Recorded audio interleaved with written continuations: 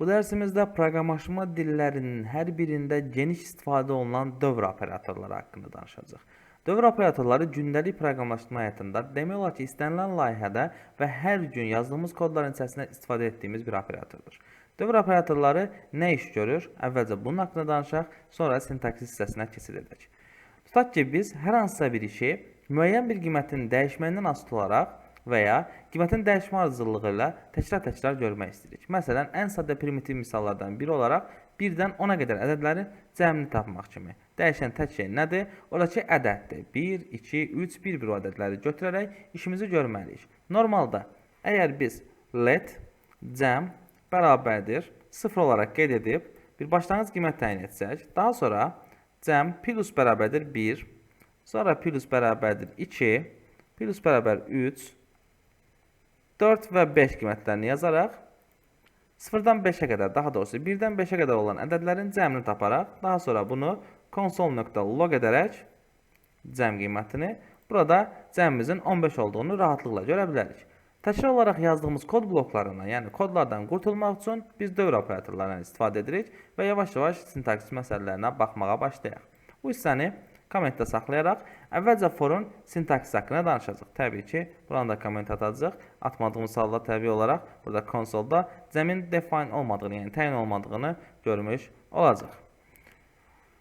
For ən sadə və ən çox istifadə olunan dövr operatorudur və digər dövr operatorları fordan törəyərək yaranmışdır. For üzərində funksiyalarda olduğumuz kimi iki skopdan istifadə edirik. Birinci skopumuzun, yəni adi mötərizəmizin içərisində dövrümüzün xarakteristikalarını müəyyənləşdirir. İkinci dövrün, yəni ikinci funksiyamızın içərisində, daha doğrusu ikinci skopumuzun içərisində isə görmək istədiyimiz işi yazırıq. Yəni bu hissəni. Burada isə xarakteristikalarımızı qiymətləndiririk. Forun dövr etmək üçün mütləq şəkildə bir variable'a ehtiyacı var. Məsələn, let i bərabərdir 0. Burada dövrümüzün içərisində istifadə edəcəyimiz, yəni şərtimizdə istifadə edəcəyimiz variable'ımızı define edərək, declare edərək, daha sonra ona bir başlanğıc qiyməti təyin edirik. İkinci hissəmizdə dövrümüzün sərhədini təyin edirik. Məsələn, i kiçikdirsə 5-dən, eyni burada yazdığımız kimi, daha doğrusu kiçik bərabərdirsə 5-dən. Üçüncü hissəmizdə isə dövrümüzün addımlarının artma ardıcıllığını riyazi olaraq ifadə edirik. Məsələn, i++, yəni i-ni 1-1 artır. 1, 2, 3, 4, 5 olaraq qiymətləndiririk. Və burada məsələn, qıraqda bir let variable olaraq tanıtmış olsaydıq və cəm plus bərabər i olaraq qiymətləndirsəydik, nəticə etibarilə cəmi konsola vermiş olsaydıq, eyni məsələni sadəcə olaraq bu kodla, bu kod bloku ilə həll etmiş olurduq. Birdən 100-ə qədər ədədlərin cəmini tapası olsaq, sadəcə olaraq buradakı qiyməti 100-ə bərabərləşdirməyimiz kifayət edir. Gördüyümüz kimi 5050 cavabını almış oluruq. İndi isə burada yazdığımız hissələrin, yəni bu 3 xarakterin hansı təzlərdə özünü apara biləcəyi haqqında danışaq. Birinci hissə dəyişənimizin declare olunma hissəsi. Biz burada bir və ya bir neçə dəyişən yarada bilərik və ya yaradıb qıraqda yazdığımız, yəni fordan əvvəl yaratdığımız hansısa bir dəyişən üzərində iş görə bilərik. Məsələn, let i qiymətini qıraqda yaradaq və bir AD-də bir qiymət əlavə olaraq yaradaq. Bunları declare elədik, amma heç birinin qiyməti yoxdur. Burada artıq onu let ilə yaratmağa ehtiyac yoxdur. Çünki bu şəkildə yazacağımız zaman skop daxilində artıq ikinci bir variable olduğu halda ayrı-ayrı letlər nəzərdə tutulmuş olacaq. Bu təbii olaraq varda tam fərqli yanaşmaya gətirib çıxaracaq. i-nin ilk başlanğıc qiymətini və cəmin deyək buna, let cəm deyək buna. Cəmin ilk başlanğıc qiymətini mənimsətmiş olaq. Məsələn, bu da 0 olsun, i də başlasın 5-dən. 5-dən 10-a qədər ədədlərin cəmini tapacaq, məsələn, və yaxud da 100-ə qədər. Bu şəkildə qıraqda yaratdığımız variable'lar üzərində də forun içərisində istifadə edərək işimizi görə bilərik. Yəni, bu hissə içəridə declare olunar və ya qıraqda declare olunaraq sonradan qiymətlər mənimsədilə bilər. Və ya hətta əvvəlcədən i-yə və a-ya qiymət mənimsətdiyimiz halda, bu a-ya ehtiyac yoxdur, bu cəmi gətirək bura. Qiymətlər verdiyimiz halda burada i-yə və cəmə qiymət versəydik, buna ehtiyac olmayacaqdır. Bu dəqiqə 5040, çünki 1-dən 5-ə qədər olan ədədlər 1, 2, 3, 4 ədədlərini çıxardıq və nəticə etibarilə qiymətimiz azalmış oldu və 5-dən başlayaraq yenə 100-ə qədər fırlanaraq nəticə almış olduq. Və əgər bu hissədə dedik ki, optionaldır, yəni bu hissə olmaya bilər, bu hissəni yazmadan nə edə bilərik? Let i bərabərdir 0 cəm bərabərdir 0 qiymətləndirirəm və bu hissəni silirəm. Nöqtə virgül burada qalmaq məcburiyyətindədir ki, bu hissəni birinci şərt olaraq başa düşməsin. Nəticə etibarilə eyni kodun run olunduğunu və 0-dan 100-ə qədər ədədlərin cəmini tapdığımızı görmüş oluruq. İkinci hissəyə keçid edirik. İkinci hissə şərt məsələsi idi. Yəni bizim burada mütləq şəkildə bir şərtimiz olmalı idi ki, işimiz görülsün. Yadda saxlayaq, ortada yazdığımız hissə mütləq şəkildə forun mötərizə daxilində qeyd olunmalıdır. Yəni bunu başqa bir yerdə qeyd edə bilmərik. Ona görə də şərtimiz mütləq burada olmalıdır. Şərtimiz bir neçə hissədən ibarət ola bilər, amma mütləq şəkildə burada qeyd olunmalıdır. Üçüncü hissəyə keçid edək. Üçüncü hissəmiz sadəcə olaraq artma ardıcıllığıdır. Yəni, optional bir value'dur. Məsələn, burada ədədləri 2-2 artıra bilərik. Plus bərabərdir 2 deyərək 1-dən 100-ə qədər cüt ədədlərin cəmini tapmış ola bilərik. Təbii ki, burada bir nəzər alınmayacaq. 2-dən 100-ə qədər ədədlərin cəmini tapmış ola bilərik. Və ya 300 və ya 5-5. Və hətta həndəsi bir silsilə də yaradıb, burada işimizi görə bilərik. Vur bərabər 2 deyirəm. 2-yə vura-vura gedəcək və ədədləri cəmini buraya yazmış olacaq. Baxsaq, 127 cavabını almış olduq. Yəni 1, 2, 4, 8 kimi qiymətləri buraya toplayıb, cavabı buraya yazmış oldu. Əgər ona qədər eləsə daha rahat hesablaya biləcəyimiz bir cavab almış olarıq. Çünki 2 plus 4 plus 8 qiymətlərini toplamış olacaq və burada avtomatik olaraq 12, 14 cavabını almış olacaq. Təbii olaraq ilk qiymətini də burada 1 olaraq nəzərə aldığımıza görə 1 qiymətini də bunun üzərinə gəlməliyik. Çünki ilk addımımız bura vurulmadan hesablama işinə birbaşa keçmiş olur. Və bu hissədə optionaldır. Yəni bu hissəni burada yox, forumumuzun içərisində addım olaraq yaza bilərik. I vur bərabərdir 2. Bu kodun digər koddan, yəni burada yazılmağından heç bir fərqi yoxdur. Deməli, forumumuzun sintaksini qısaldaraq bu şəkilə gətirib çıxara bildik. Eyni sintaksis üzərindən davam edərək while hissəsinə keçid etmiş olacağım. Çünki while forun sırf bu xüsusiyyəti üçün yaradılmış bir metoddur. Yəni while içərisində bir variable yaratmadan birbaşa hansısa bir funksiyanı, daha doğrusu dövrü icra etməyimiz üçündür. Çünki əvvəlcədən bir variable yaradırıq bu şəkildə. Bu hissənin komment atacağım. Və daha sonra burada şərtimizi mənimsədirik. Baxın, eyni şərti buradan götürüb buraya yerləşdirirəm. Və içərisində görmək istədiyimiz kodun eynisini yazırıq. Yəni, while forun sırf bu məqsəd üçün istifadə olunan versiyasından başqa bir şey deyil. Bu da burada qalsın. Qaydaq forumumuzun içərisinə. Yuxarı hissəndə artıq başa düşdüyümüzə görə silə bilərik və forumuzu normal vəziyyətə gətirə bilərik. For let index, yəni i, belə edək, i bərabərdir 0-dan length-ə qədər, yəni bir 10-a qədər qiymətləndiririk və içərisində qiymətimizi alırıq. Dövr operatorlarımız tərsinə fırlana bilər. Yəni sizin qiymətiniz 10-dan başlayaraq böyükdür 5-ə qədər i minus minus və yaxud da i minus bərabərdir 2 şəklində də fırlanıb bir iş icra edə bilər.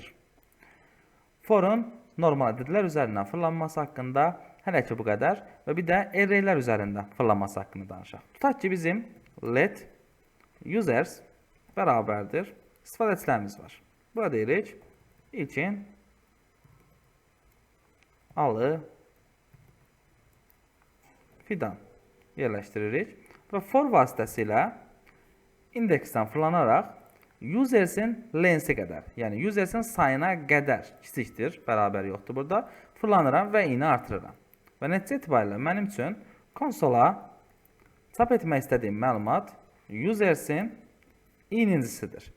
Yəni bunun vasitəsilə siz bu şəkildə konsola, array-imizin içərisində olan məlumatları yaza bilərsiniz. Hətta gələcəkdə bunu DOM HTML, DOM JavaScript istifadə edərək biz birbaşa buraya dokumentin içərisinə müraciət edərək müəyyən divlərimizi arraylərimizdən götürərək və yaxud da ullilərimizi, siyahlarımızı və yaxud da HTML tablelarımızı formalaşdırmağa başlayacaq.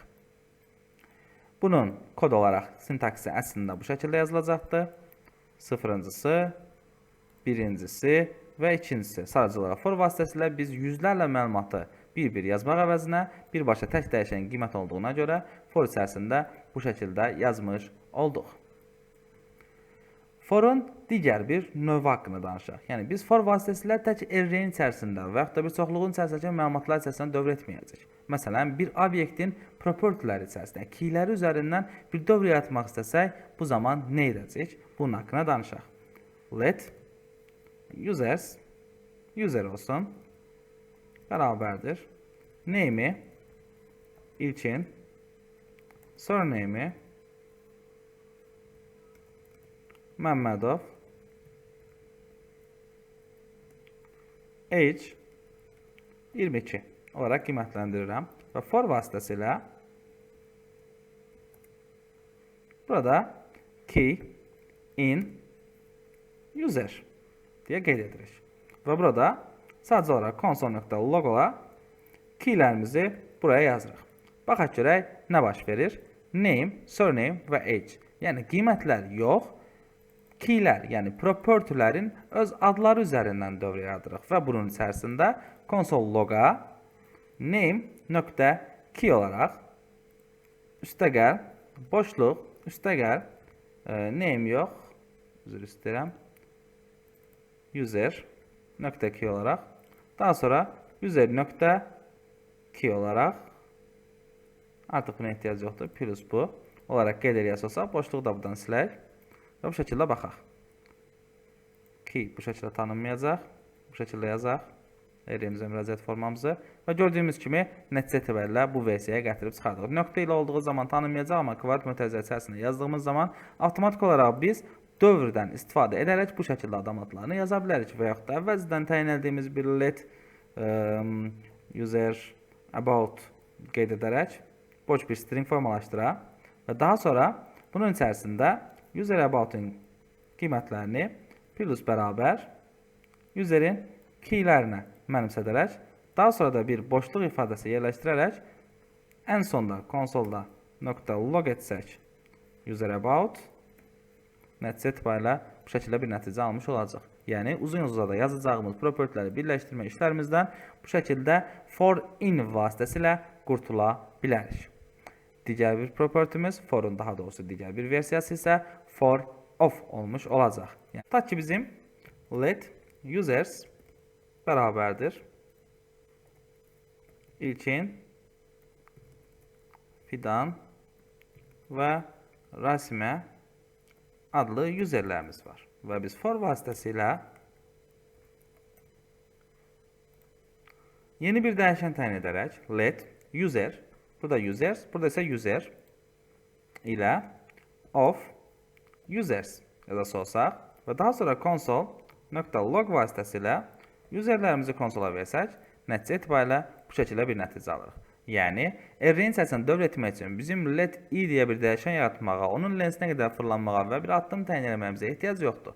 Əgər sadəcə olaraq array-in içərisində fırlanıb bunu etmək istəyiriksə, bu şəkildə rahatlıqla edə bilərik. Gələcəkdə bunu dokument tərəfdə də kifayət qədər çox istifadə etmiş olacaq.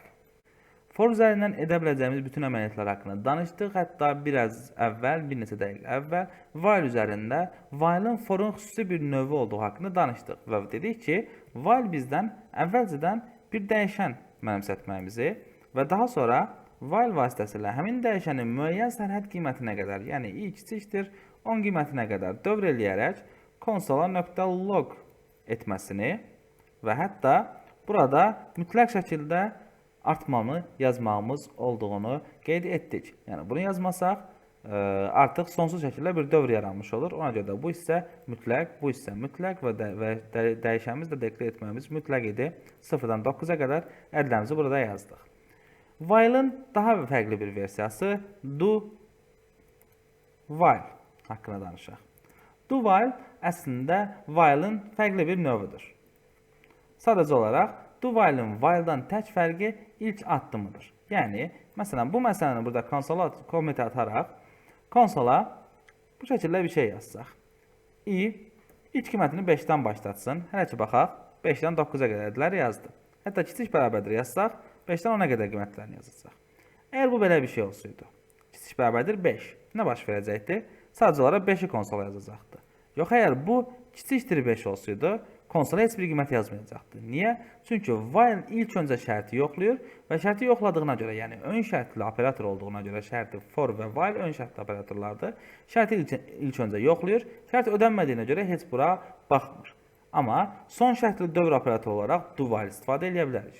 Do while'ın while'dan tək fərqi ilk addımda məsələyə baxmamaqdır. Yəni do while-la yazdığımız zaman ilk öncə baş verən birinci dövrümüzün şərtini yoxlamır.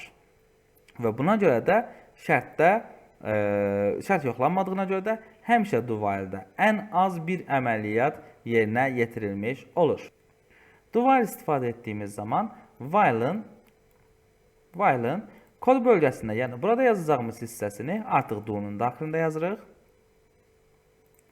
Şərt hissəsində while içərisində qeyd edirik və kod blokumuzu burada sonlandırırıq. Baxaq, 5 qiyməti buraya yazılmış oldu. Yəni, şərt ödənməməsinə baxmayaraq, məsələn, 4 edək, i4-dən kiçik deyil. Amma ilk öncə 4-ü konsola verib, şərti sonra yoxladığına görə həmişə mütləq şəkildə ilk əməliyyat yerinə yetiriləcək və konsolda i-nin ilk qiymətini görmüş olacaq. Dövr operatorlarının normal qaydalar çərçivəsində həlləri haqqında və istifadəsi haqqında bu qədər. Bundan sonraki hissələrimizdə əslində digər dövr operatorları, sırf arraylər, obyektlər üçün nəzərdə tutulmuş dövr operatorları, for each, map kimi dövr operatorları haqqında danışacağıq. Amma sadə bizim istifadə edəcəyimiz bütün dövrlər haqqında bu dərsimizdə danışmış olduq.